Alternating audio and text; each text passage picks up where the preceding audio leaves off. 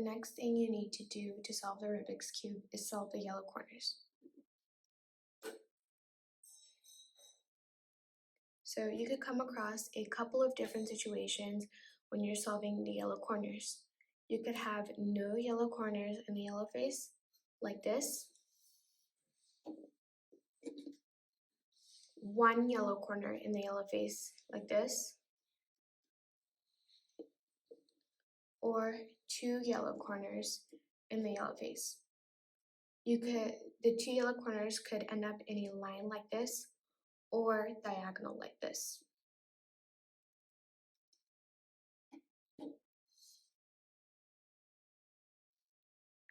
When you have no yellow corners in the yellow face, like this one, then you want to hold your cube so that there are no yellow corners facing you.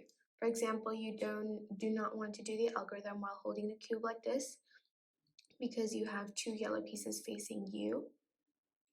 And same thing here, we have one yellow piece facing us, and this is the same thing, but we can do the algorithm while holding our cube like this. So you want to make sure that you have no yellow pieces facing you.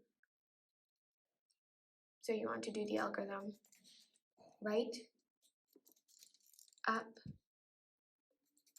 right inverted, up, right, up, up, right inverted. If your yellow face has one yellow corner like this, then you want to hold your Rubik's Cube so that the yellow corner is in the bottom left. And then you want to do the same algorithm again. Right, up, right inverted, up, right, up, up, right inverted. You're going to have to do this algorithm a couple of times to solve the yellow face.